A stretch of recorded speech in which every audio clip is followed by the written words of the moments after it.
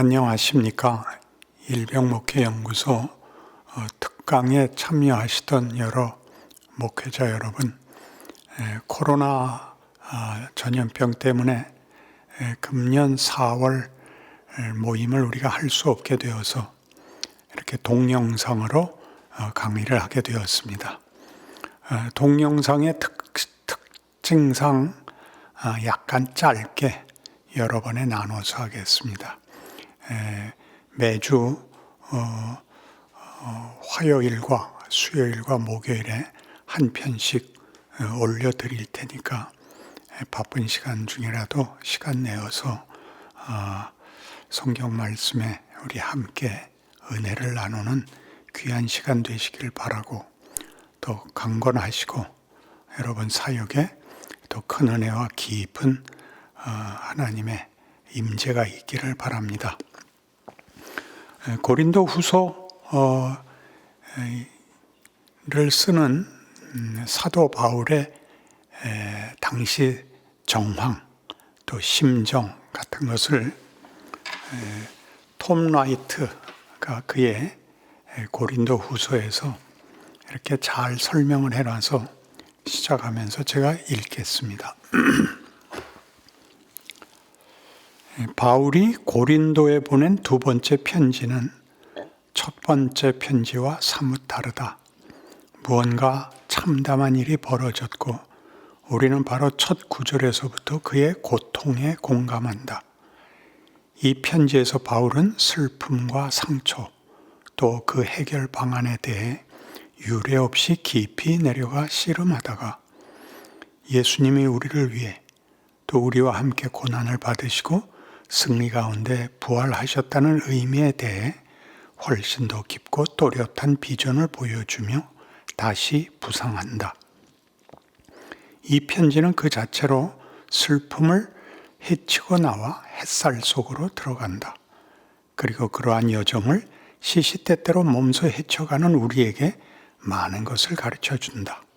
하여 모든 사람을 위한 고린도 후서를 이제 시작한다. 이렇게 쓰고 있습니다. 우리가 지금 이 전례 없는 이 전염병 대난으로 인하여 교회가 모임을 못하고 마음에 시름과 걱정을 하는 시기에 놓여 있는데, 따지고 보면 이런 일들은 역사상 늘 반복되는 일이고 하나님께서 우리를 외면하시거나 하나님께서 우리를 대접하지 않으시고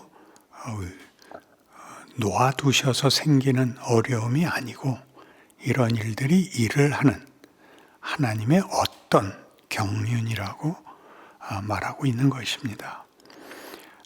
고린도 후서 1장을 시작하면서 사도 바울은, 제가 그 본문을 읽겠습니다마는 시작을 아주 어렵게 하고 있습니다. 그 어려움은 조금 전에 톰 라이트가 얘기한 것과 같이 그가 당한 환난과 고통으로 시작을 하죠. 고린도후서 1장 1절에서 11절을 보겠습니다. 하나님의 뜻으로 말미암아 그리스도 예수의 사도된 바울과 형제 디모데는 고린도에 있는 하나님의 교회와 또 온 아가야에 있는 모든 성도에게 하나님 우리 아버지와 주 예수 그리스도로부터 은혜와 평강이 있기를 원하노라. 찬송하리로다. 그는 우리 주 예수 그리스도의 하나님이시요 자비의 아버지시요 모든 위로의 하나님이시며 우리의 모든 환난 중에서 우리를 위로하사 우리로 하여금 하나님께 받는 위로로서 모든 환난 중에 있는 자들을 능히 위로하게 하시는 이시로다. 그리스도의 고난이 우리에게 넘친 것 같이 우리가 받는 위로도 그리스도로 말미암아 넘치는도다. 우리가 환난 당하는 것도 너희가 위로와 구원을 받게 하려는 것이요 우리가 위로를 받는 것도 너희가 위로를 받게 하려는 것이니 이 위로가 너희 속에 역사하여 우리가 받는 것 같은 고난을 너희도 견디게 하느니라. 너희를 위한 우리의 소망이 견고함은 너희가 고난에 참여하는 자가 된 것 같이 위로에도 그러할 줄을 알미라. 형제들아, 우리가 아시아에서 당한 환난을 너희가 모르기를 원하지 아니하노니 힘에 겹도록 심한 고난을 당하여 살 소망까지 끊어지고 우리는 우리 자신이 사형 선고를 받은 줄 알았으니 이는 우리로 자기를 의지하지 말고 오직 죽은 자를 다시 살리시는 하나님만 의지하게 하심이라. 그가 이같이 큰 사망에서 우리를 건지셨고 또 건지실 것이며 이후에도 건지시기를 그에게 바라노라. 너희도 우리를 위하여 간구함으로 도우라. 이는 우리가 많은 사람의 기도로 얻은 은사로 말미암아 많은 사람이 우리를 위하여 감사하게 하려 함이라. 사도 바울은 이 고린도 후서 두 번째 고린도에 보내는 편지를 쓰게 된 가장 직접적인 이유가 고린도 교회가 가지게 된 어떤 의심, 어떤 반발, 사도 바울이 진짜 하나님의 종이 맞냐 하는 사도권에 대한 도전에 대한 답으로 쓰고 있습니다.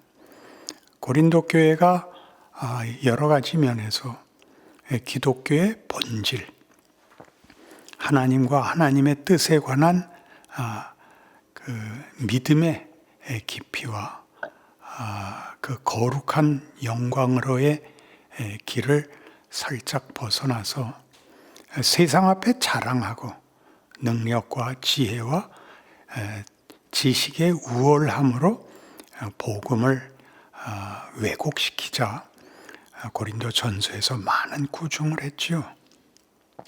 분파가 생기고 음행이 있고 하는 모든 일들에 대한 사도 바울의 당연한 구중을 저들은 자존심 상해했습니다. 그러자 회개를 하기는커녕 또는 변명마저도 지나서 사도 바울이 틀렸다고, 그가 거짓된 종이었다고 반박하게 되었습니다. 그러면서 가장 크게 내세운 것이 신의 사자가 왜 그렇게 형편없는 외모를, 그러니까 여기서 외모는 다만 생김새에 관한 것이 아니라 능력이나 권력 그 차원에서 별 볼 일 없는 모습으로 존재하느냐 하는 것이었죠. 이 문제에 대한 사도 바울의 답은 자기 변명 이전에 복음의 가장 중요한 그 정체성, 또 그 목적하고 의도하고 그 내용으로 삼는 것이 어떻게 저들의 오해와 복음이 지향하는 것과 차이가 나는가를 보여주려는데 그 목적이 있습니다. 복음의 그 오해에 그 제일 많이 등장하는 것은 이것이 복이고 하나님의 뜻이고 천지를 지으시고 전지전능하시고 심판권을 가지신 하나님이 그의 뜻을 이루어 나가시는 일에 왜 고난 혹은 좌절 같은 일들을 허용하는가 하는 문제가 되는 것이죠. 우리 모두가 생각하기에는 창조주시고 섭리자시고 심판자이신 하나님이 하시는 일이라면 일단 권력적 차원에서 경쟁자나 감히 반대하는 세력이 있을 수 없고 우리 보통 하는 얘기대로 만사형통해야 되지 않느냐 하는 생각을 하는데 그렇지 않다는 얘기를 합니다. 그것은 더 깊이 이제 고린도 후서를 해나가면서 그 진정한 내용을 우리가 살펴보게 되겠지만 고통이 가지는 절망과 불안 혹은 눈물과 한숨이 나오는 이유, 진정한 내용을 살펴보게 되겠지만 우선적으로 성경이 이 일에 대하여 선언적으로 복음은 세상과 이렇게 다르다 하는 내용들이 성경에 너무나 많이 있습니다. 가장 대표적으로 마태복음 16장 사건이 그런데 여러분 잘 아시다시피 가이사랴 빌립보 지방에서 예수님이 제자들에게 묻습니다. 사람들이 나를 누구라 하느냐? 엘리야라 합니다. 세례 요한이 돌아왔다고 합니다. 너희는 나를 누구라 하느냐?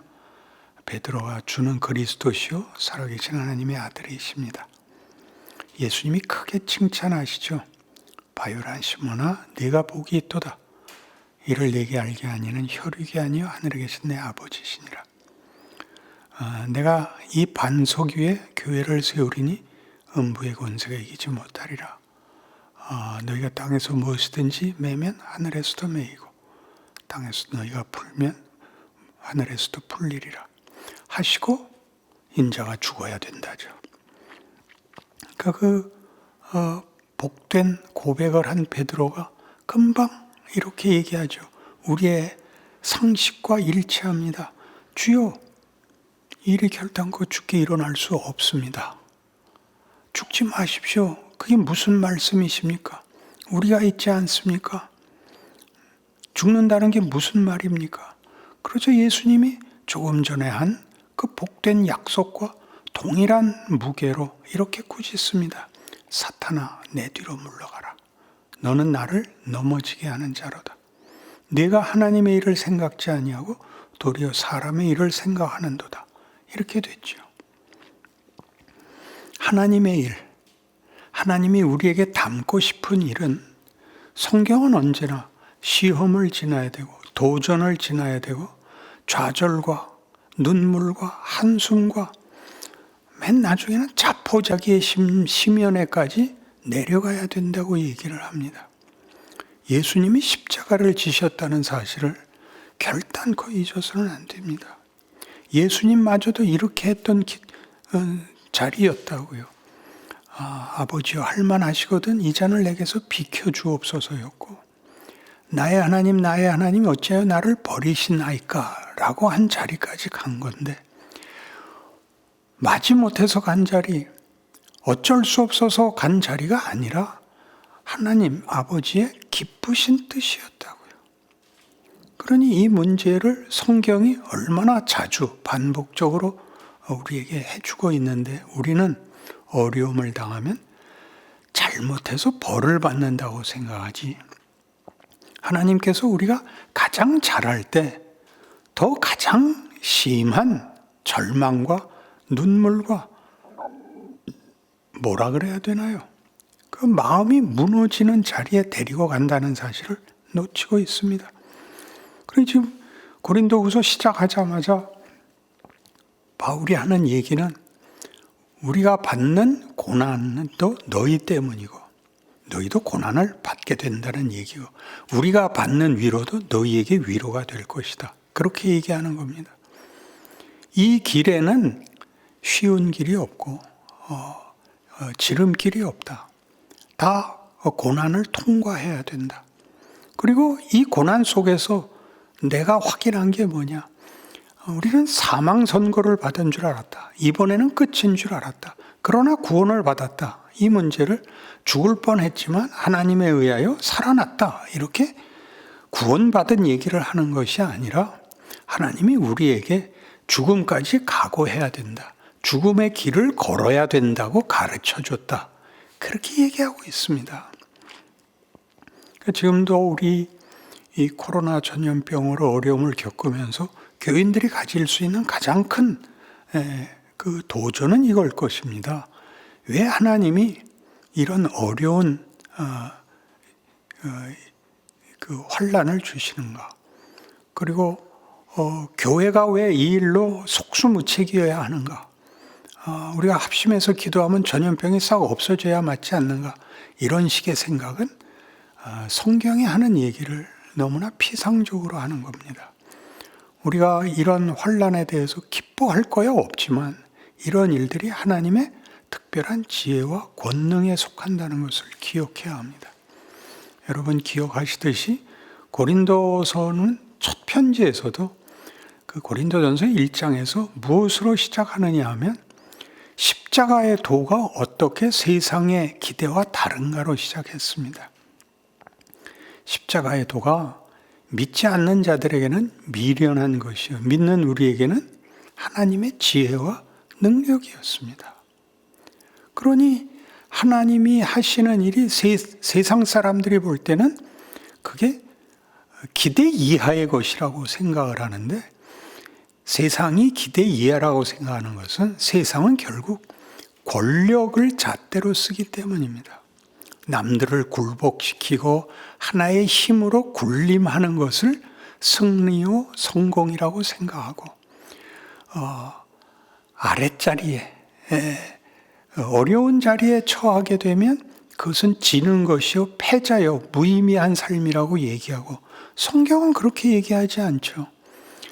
마지막 만찬에서 제자들이 자리 다툼을 합니다.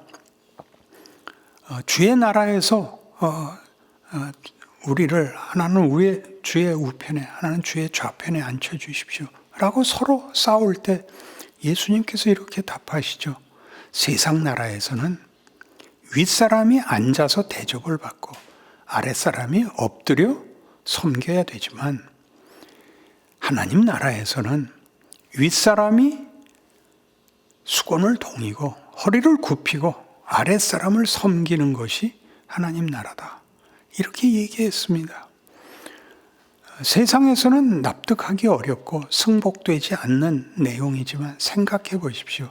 진정한 행복은 폭력과 공포로는 만들어지지 않습니다. 진정한 인간의 자기 항복은 인간성의 회복입니다. 그 인간성의 회복, 겸손과 섬김으로 말미암는 사랑,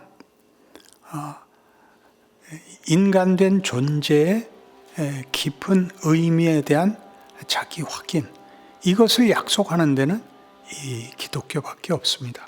그것이 성경이 하고 싶은 얘기죠. 예수님은 요한복음 10장에서 이렇게 얘기합니다. 내가 생명의 문이다. 나로 말미암지 않고 우리에 들어가는 것은 다 도둑이고 강도다. 세상 모든 종교를 가르치는 것이죠. 세상 모든 종교는 결국 힘을 얻기 위한 수단에 불과하죠. 그러나 예수는 그렇게 하지 않습니다. 예수를 통과할 때만 양은 꼴을 풍성히 얻고, 그리고 그 생명의 부요함을 얻게 됩니다. 예수 안에만 다 있습니다. 예수님만이 우리 잘 아는 길이고 생명이고 진리고 복이고, 거기만 기적이 있습니다. 그런 것들이 명분으로 있지 않고 예수님에게 있습니다. 예수님만이 인격으로서, 창조주로서 의지를 가지고 그의 백성들에게 이런 모든 좋은 것들을 공급할 수가 있습니다. 세상 나라에서는 그 모든 것이 명분에 불과하고 규칙에 불과하고, 그것을 쓰는 사람들의 자기 취향과 자기 욕심을 따라 그 단어들이 쓰이기 때문에 잘못되는 것입니다. 정의는 옳은 것이지만 정의 자체가 인격을 가지고 의지를 가지는 것이 아니라, 그걸 쓰는 사람들이 참다운 인격과 실력을 가질 때만 정의가 실현되는 것이죠. 세상에서는 각자 자존심을 세우기 위해서, 그리고 상대방을 굴복시키기 위해서 정의라는 단어를 쓰니까 세상에서는 모든 것이 왜곡되고 폭력이 되고 말죠. 그 고린도 후서에 등장하는 고린도 교회의 문제점이 뭐냐 하면, 기독교 신앙에서 쓰이는 모든 단어들을 가지고 이제 자기들 좋은 대로 쓰게 됐고, 그 단어들이 이렇게 추상명사로 독립되어 있는 하나의 카드나 하나의 그 방법론이 아니라 예수님 자신이 하셔야 되는, 예수님이 주인이셔야 되는 일이라는 것을 다시 생각하고 그 앞에 무릎을 꿇어라, 이렇게 가르치는 셈입니다. 그래서 히브리서 5장에 가면 놀라운 그 성경의 설명이 있죠. 우리가 얘기하는 이 고난이 가지는 적극적인 성경의 의미가 고린도후서 5장 7절 예수님의 공생의 사건을 이렇게 다룹니다. 그는 육체에 계실 때 자기를 죽음에서 능히 구원하실 이에게 심한 통곡과 눈물로 간구와 소원을 올렸고 그의 경건하심으로 말미암아 들으심을 얻었느니라. 그가 아들이시면서도 받으신 고난으로 순종함을 배워서 온전하게 되셨은즉 자기에게 순종하는 모든 자에게 영원한 구원의 근원이 되시고 하나님께 멜기세덱의 반차를 따른 대제사장이라 칭하심을 받으셨느니라. 육체에 계실 때 죽음에서 자기를 구원하실 이에게 심한 통곡과 눈물로 기도를 했어야 됐다고요. 모든 것이 잘 될 것인데 잘 되는 것으로 끝나야 되는 그 과정을 심한 통곡을 해야 되는 과정을 걸어야 됐다고요. 그러니까 이 과정이 어차피 잘 될 거라면 우리는 그 과정은 물론 당연히 약속과 성취 사이를 일직선으로 상승선을 그려야 된다고 생각하는데 성경은 거꾸로 그 선이 끊어지고 나락으로 떨어지는 길을 걸어야 해서 예수님마저도 심한 통곡과 눈물로 간구를 해야 됐고 그리고 이것을 아버지를 경외함으로 순종했다는 것이죠. 그러니 이 순종하는, 고난을 순종하는 거기가 말하자면 기독교의 중요한 내용들이 담기는, 완성되는 하나님의 방법이고 과정이라고 얘기합니다. 그래서 기독교 신자들이 걷는 인생에서 예수를 믿는다는 말은 세상에 일어나는 모든 도전과 위협 속에서 하나님의 자녀라는 이름이 가지는 존재, 내가 얼마나 실력이 있느냐보다 훨씬 크게 이 모든 일의 주인이 하나님이신데 하나님이 이 속에서 무엇을 하시려고 그러고 우리에게 무엇을 도전하시며 무엇을 채우려 하시는가 라는 차원에서 그 생각과 반응과 책임을 진다. 우리는 모르는 길을 갈 때가 너무나 많습니다. 답이 없을 때를 걸어가는 것, 그것을 순종이라고 합니다. 조급한 해결을 구하지 않고 어차피 승리할 길이라는 것을 아는 자의 받는 고난을 묵묵히 감수하는, 세례 요한이 예수를 가리켜 그렇게 얘기했죠. 세상 죄를 지고 가는 어린 양을 보라. 이것이 사도 바울이 깨우친 복음의 가장 중요한 내용이고 예수를 믿는다는 말에 대한 그의 항복인 것입니다. 빌립보 3장에 가면 사도 바울이 스스로의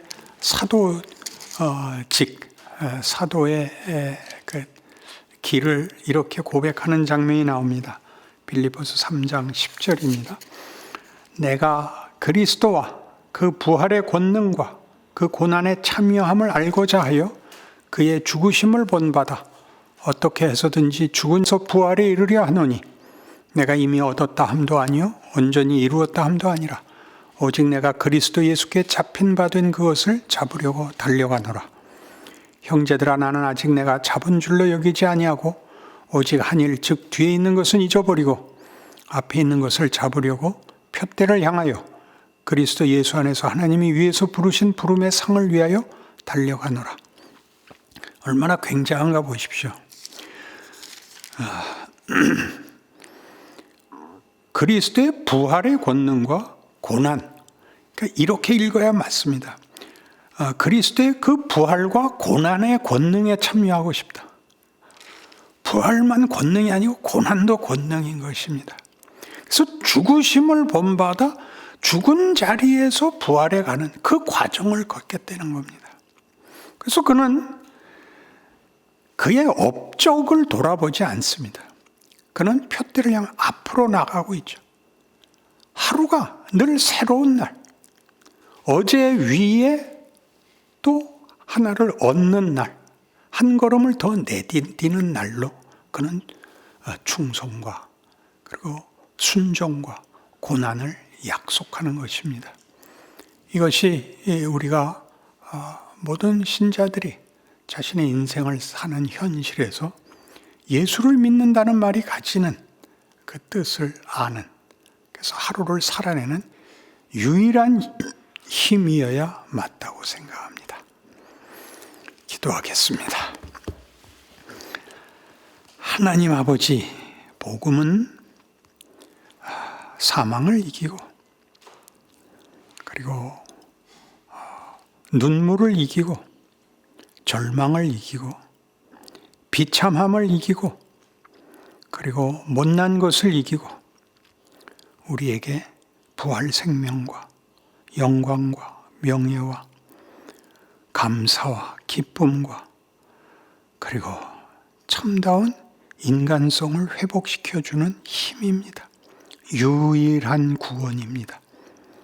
우리의 하루가 왜 힘든지, 무엇 때문인지 그런 마음에 의심이 들면 하나님이 나와 일하시고 이 고난이 나로 하여금 하나님의 은혜를 더 사모하게 하고 세상의 미련을 끊고 십자가의 승리로 내 인생을 살아내야 한다는 새로운 도전이라고 받아들이게 하여 하루마다 나아가는 커지고 깊어지고 채워지는 인생을 산다고 알게 하사 넋두리와 비명과 변명과 비겁함에서 우리를 구원하여 위대한 길을 걷는 새삼스러운 신자의 승리를 맛보게 하여 주시옵소서. 예수님 이름으로 기도합니다. 아멘.